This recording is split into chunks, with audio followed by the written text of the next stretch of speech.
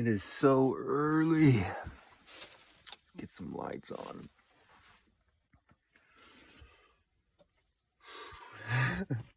Good morning, everyone.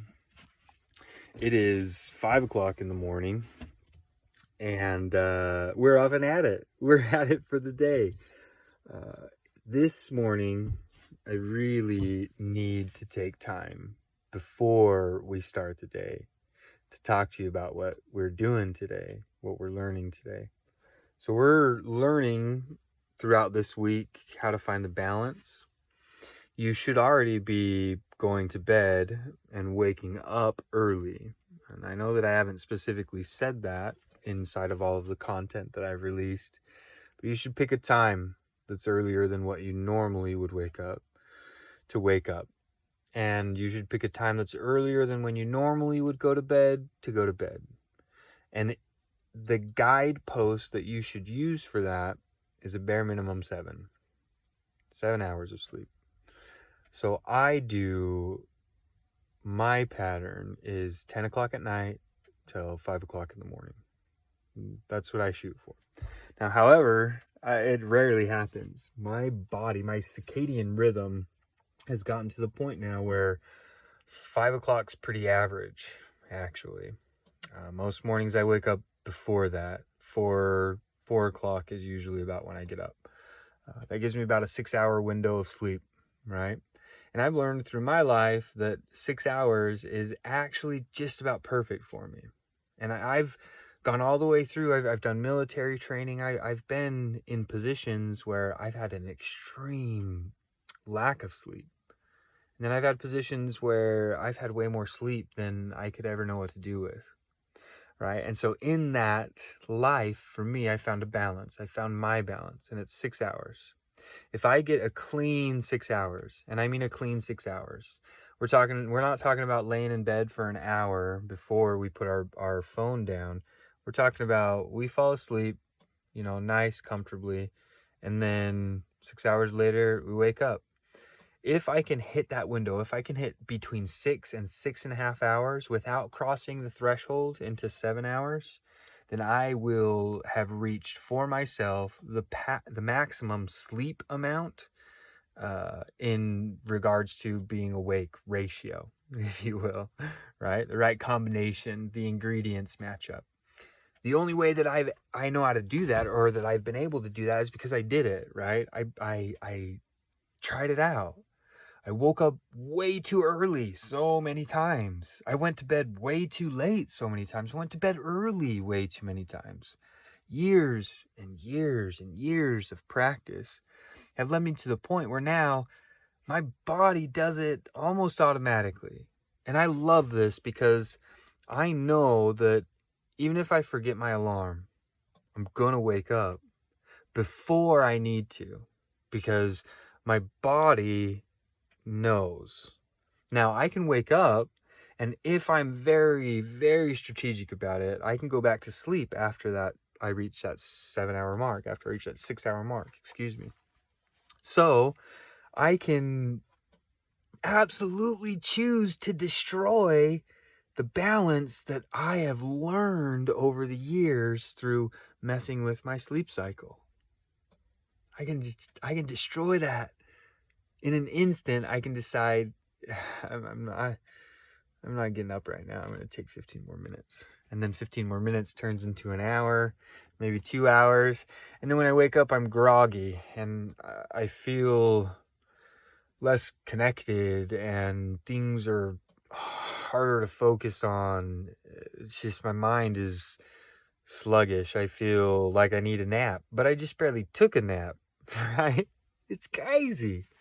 But that opportunity is what I like to call the cycle of neglect. Okay? And again, I don't know if there's something scientific with this.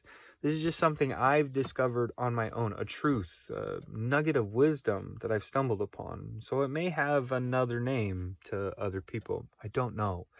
I call it, for me, the cycle of neglect. The easiest way for me to describe it is just, if you put energy and effort into one thing, regardless of what it is, there are other things that are losing your attention. You're neglecting them. It's an absolute byproduct. You cannot focus in one area without turning your back to others. That's just life. So in my life, say with sleep, I've put in an exorbitant amount of effort to know exactly what works best for me. And then I've also learned, again, through that process, what I'll do to, make an excuse. To do what I don't know, maybe my body is telling me, maybe my mind, that voice in the back of my mind, maybe it's something I read where, maybe a scientist said something and I think that I need to adjust to conform, or, things like that, whatever. But you will make excuses because what we're doing's not easy. And on top of that, when we do the things we do, the inevitable byproduct is some other part of our life is going to get less attention. So today, you need to try and figure out what the heck your excuses are.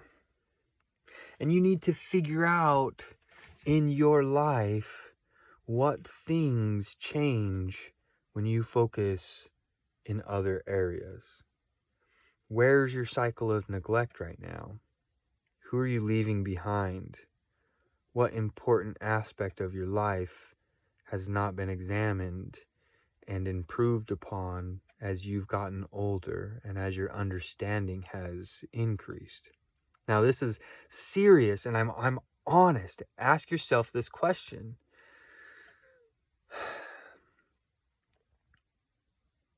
Because of what I'm doing right, what am I doing wrong? And I'm serious. Because of what I'm doing right, what am I doing wrong? Because of what I'm doing right, what am I getting wrong? Because I'm looking in the right direction, what am I missing behind me? Because you're missing a lot. And this is where ignorance comes from. Because if in your cycle of neglect, you've been damaged in a certain area, you may choose to live your life in a very solid way to protect or compensate for whatever injury or damage you may have experienced.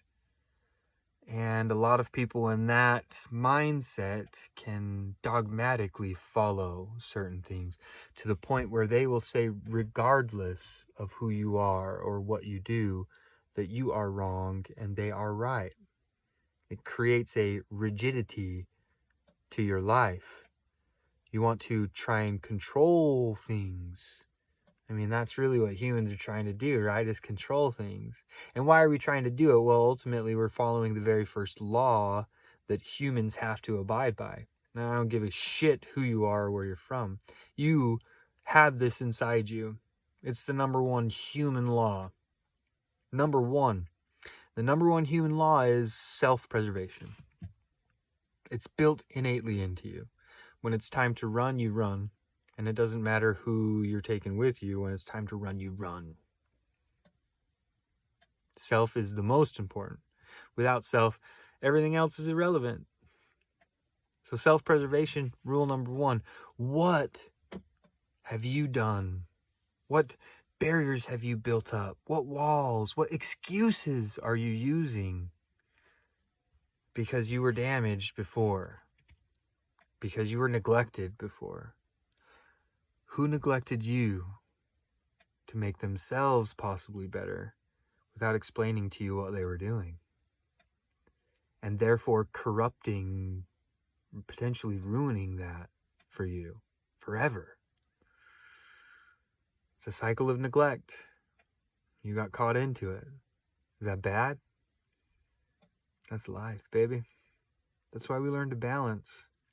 That's why when we realize there's things that are neglecting, we put pressure into an area that will help us improve that. We put equal pressure in every area that we can. not just in one thing. We don't live in a rigid life. Flexible.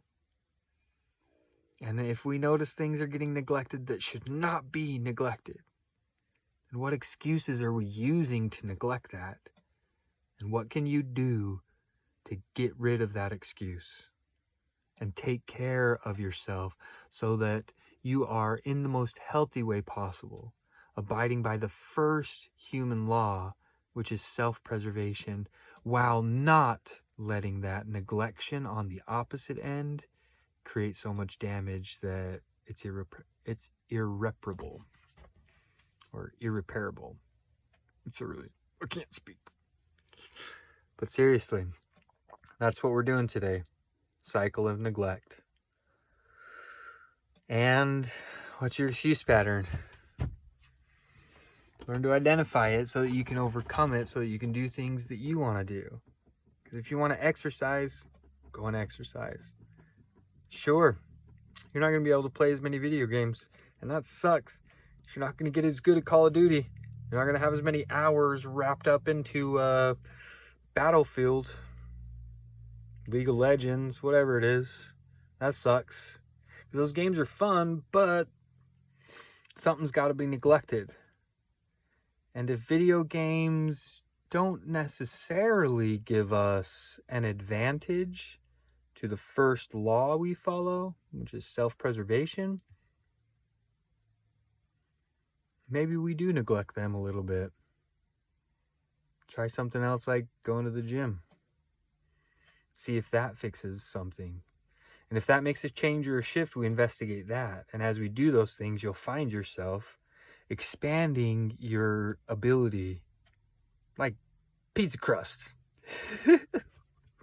You start out as just a lumpy ball of dough. If you give yourself a lot of kneading and you punch it and you put pressure onto it over and over and over and over again, and you punch it and you wheel it out and you throw it up in the air, eventually it expands and it's no longer a freaking lump of dough.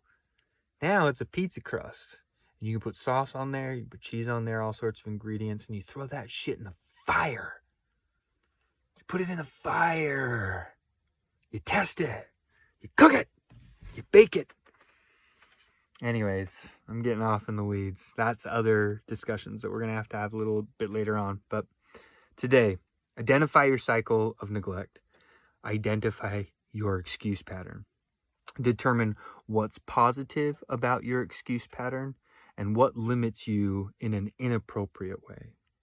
You are the only one that can do this. I can't tell you what this is. I don't know what you've decided is more important than what's not. I don't know what fits into your categories. You need to identify this. You absolutely have to, because your life depends on it. The first rule of survival, self-preservation. You need to learn all about yourself. And there's one tiny detail I need you to follow while you're doing it. And it may seem counterintuitive, because I've kind of been telling men to speak up this month. But now at this point, we're making changes. Big changes. I need you to keep your yapper shut about them. I'm serious, though. I need you to be silent. Because as you go through this transformation, you're going to experience things. You're going to feel things. Your thoughts are going to change. And you're going to want to share that information, especially with people that you love and respect, like spouses and things like that you see every single day. But don't talk to them about it. Don't talk to anyone about it. Because we've shifted out from knowing that we make a difference in our outside world to now realizing that we're the cause of that difference. And if we're the cause, and we're identifying that, and we start speaking with somebody else about it, they might use that opportunity to shift some of their own guilt and blame off onto you. And they could corrupt whatever progress you're making by making it seem like you're not doing good enough, or that the choice you're making right now to do whatever thing that you are doing, well, it's something that you should have done a long time ago. You've missed your window. You're past your prime, so you should probably stop. I'm just telling you right now, with what you're doing, it's personal. So keep it inside. Don't talk about it yet. I promise I'll let you know when you can. But you need to do this for you and you alone. This is your journey. So keep silent.